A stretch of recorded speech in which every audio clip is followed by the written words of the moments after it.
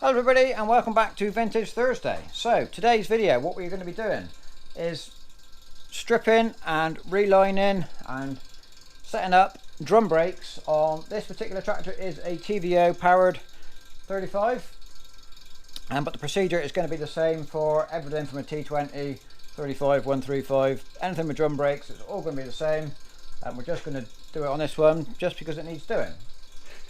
So if you've seen the previous video on repairing leaking half shaft seals, this, that is why they need doing. They're going to be oily in there, and so I've done a lot of preparation work for this video to save time. So the wheels are off, the brake drums are loose, they're ready to come off in like 2 seconds, which is not what happens in real life.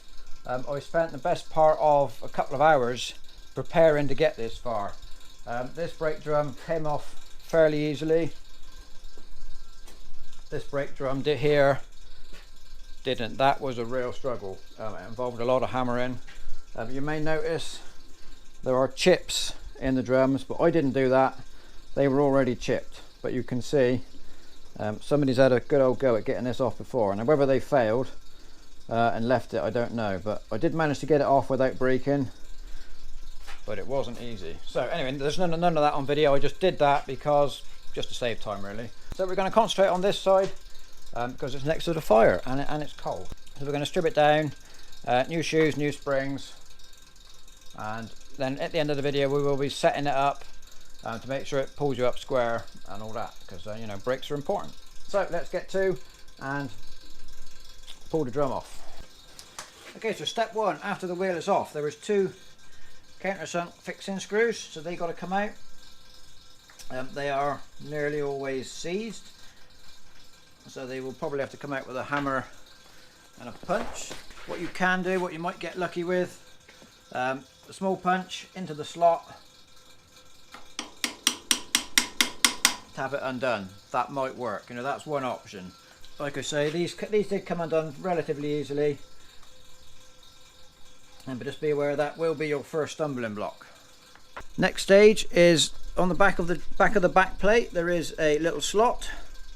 In there is the adjuster that you turn the adjuster through the slot, and that expands the brake shoes against the drum. So what we need to do, screw it over through and engage in the adjuster, and that will then what we need to do is slacken the shoes off. So screw the adjuster in as tight as he will go, and what that will do, that will pull the shoes away from the drum and enabling the drum to go off.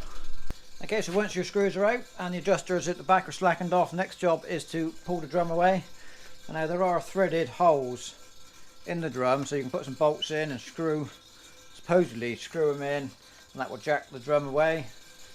Doesn't very often work, but so somehow it will be seized around here. So that's what you've got to break that seal. This one it wasn't actually too bad. As you can see, everything inside is covered in oil. So that oil does help your disassembly process, but it doesn't do much for braking efficiency. Okay, so this is just a little closer look at the adjuster. So here is the brake adjuster. So one end is plain and the other end is threaded. What we were doing, it's hard to explain without looking. When we were just slackening the springs off, now we can see what you do is you put your screwdriver through the slot, catch into these little grooves, and that then gives you your adjustment. This is actually pushing the shoe towards the drum. So screwing this threaded portion longer. What we needed to do to slacken off, what you need to do is go this way and pull that threaded portion down into the adjuster, and that then shrinks the shoes away from the drum and allows you to pull it off. So now we have exposed drums. First thing we need to do is just give that a good clean down, because we don't know the age of these brakes. I suspect they're not original, but they could have asbestos in them. We don't want to go getting in there making any dust.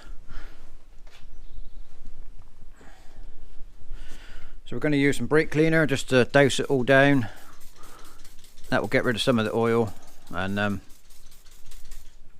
just make sure we're not getting any airborne dust, because we don't want to be breathing any of that in.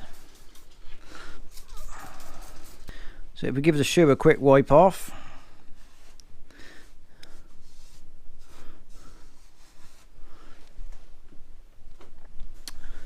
what that's showing us is we are right down to the rivets. Those rivets should be set down below the braking surface, and they're not, they are flush. We are wore away wearing the rivets out, and I'm not sure if the camera's picking up, but just here is a raised ridge, and that is worn. So this bit is all flat, and then we raise up here and then down flat again. So this shoe has worn to the shape of the drum, which is not a good thing, because looking on the inside of the drum, so here is all flat, and then here where the screwdriver is now is an indentation that matches the ridge on the brake shoe. So some point in the past has damaged this drum, and those shoes on the tractor now have worn to match the worn drum. So that's going to cause us a problem we need to sort out later on. So simplest way to get the springs off is just a bit of string around behind. Small bell string might be better, this is a bit thick.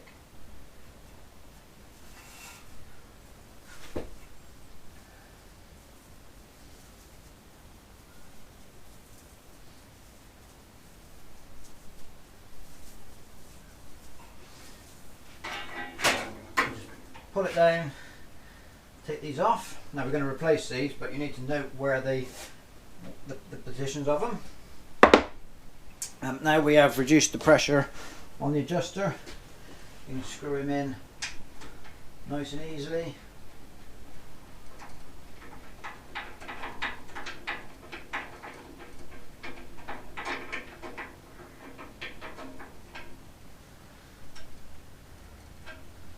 Okay, there's our adjuster. So often this fine thread is damaged, more so on the T20 Ferguson range.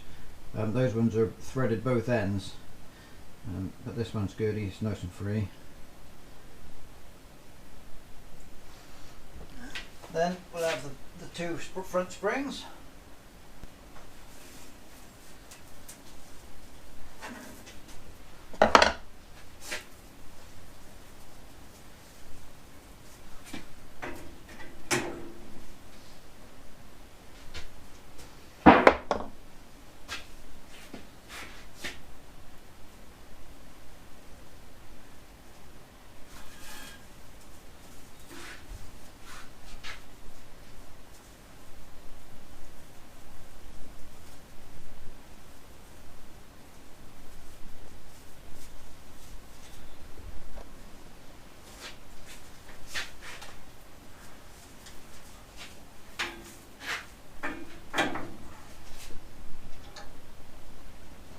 Only have one end of a hook, and the other end is funny shape, so you can't really put them on wrong. Pull the plate off, and then we just need to undo the retaining clips.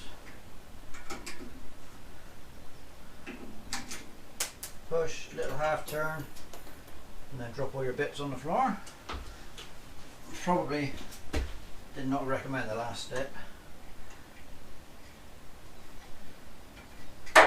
And the pins come out through the back of the back plate. And there is our brake shoe. Covered in oil and absolutely worn out. Right, so now we're all stripped down. What we've got to do, first step, is we need to take our brake shoes and remove the old linings, clean them up and put new linings on. What you can do is you can purchase this as a complete unit, you know, a new shoe with the bonded on lining. I like to reuse my original shoes and put new linings on, because then you know they're going to fit back on the tractor. You do hear tales of replacement shoes not being a good fit, it's easy enough to reline them. So that's what we're going to do. So there's two ways of relining them. You can rivet them on, which is what we're going to do today, or you can get the linings bonded to the shoes by a company. There may well be one local to you. It's an option, but we do have a bonding company locally, but I'm going to rivet them just because we can. It's a nice easy way to do it. First thing we've got to do, take the old linings off. Easy job to do. So they're just held on by copper rivets. All we need to do is remove the rivets, tap them out, and that gives us a then shoe ready. Okay, so we can see how worn away the linings are. This one, you will remember earlier on, has worn a groove into the drum. So we're going to deal with that later in the video.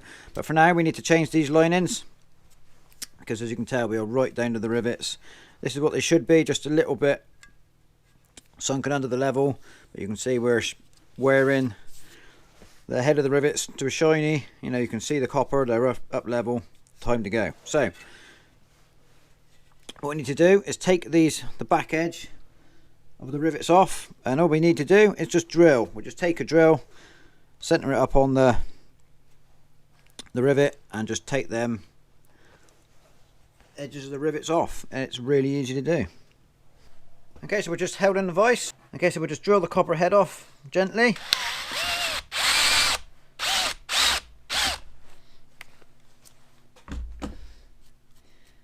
It doesn't take much. Okay, and then we'll just take a little punch, knock the rivet out. Easy as that. So here's our rivet. That's what we're going to do. Right, let's go on, take them all out. It's a very easy process.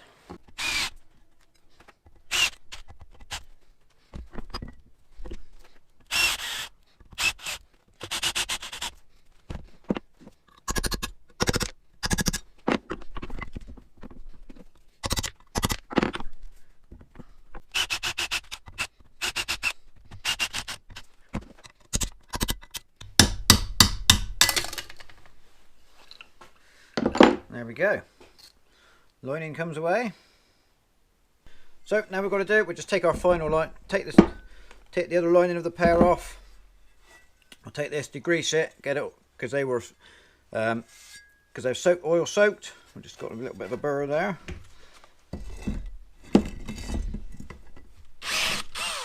That's better.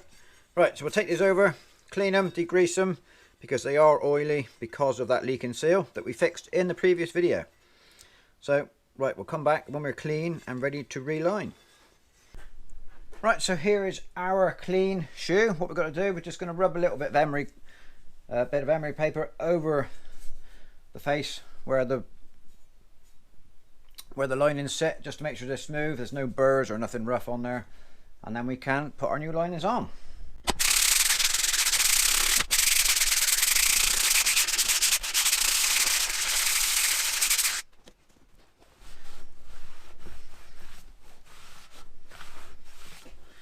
Right, there we go. That is nice and smooth. Nothing there. That's going to stop our lining sitting snugly. We'll just get our linings out of the packet.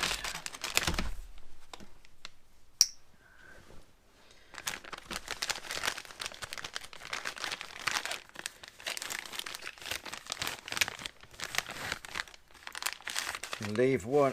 We'll just take out what we want, because I don't want the benches a little bit oily. We'll just leave them in the packet just to keep them clean.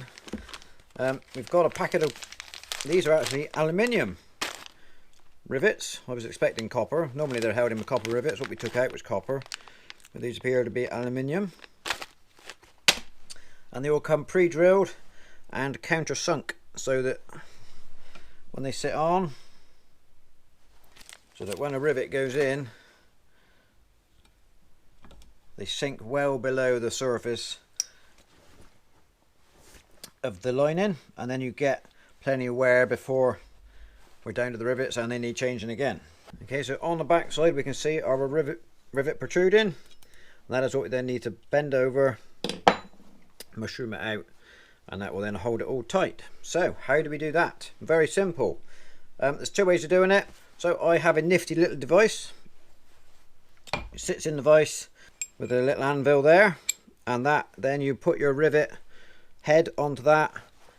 There's a forming tool that slots down through, and that then rivets over the end. You don't need one of these tools. A friend gave me this. I have used it a little bit. I don't know whether it's easier than doing it, you know, the other way or not, but I've got it, so I use it. If you don't have one of these, all you can do, just get a something in the vise that is the right size for the rivet head. Hold that in the vise, then put your rivet on that. It's easy to do. But we've got this thing, so we're going to give it a go. Get our shoe. It's often easiest to start in the middle holes and then work away. But you just got to make sure everything lines up before you start, really. So put one in.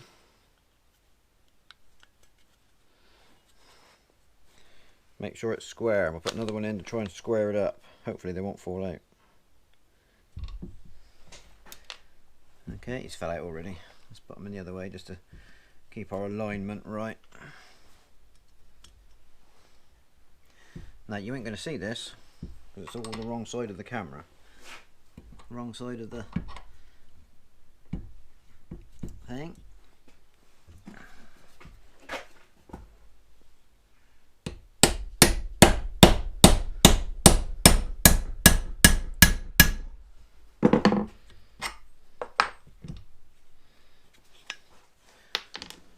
And there we have our squashed rivet. Right, one's on the floor.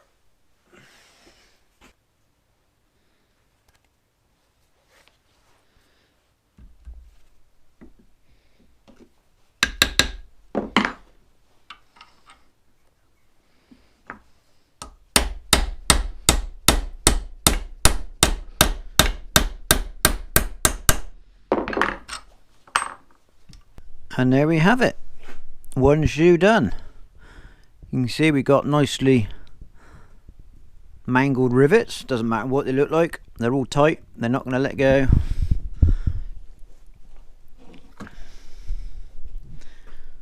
All held nice and firm. Right, so we're going to end the video here. I think we're going to split it into a two-part video. It's getting too long, and by the time we finish, get it all back together, the video is going to be well over half an hour long. So part 2 will be refitting and setting up the brakes. So that will be next week. So I will say thank you very much for watching. Don't forget to come back next week for part 2. Subscribe. You could subscribe, and then you will get a notification of next week's video. So I will say thank you very much for watching, and we'll see you next time.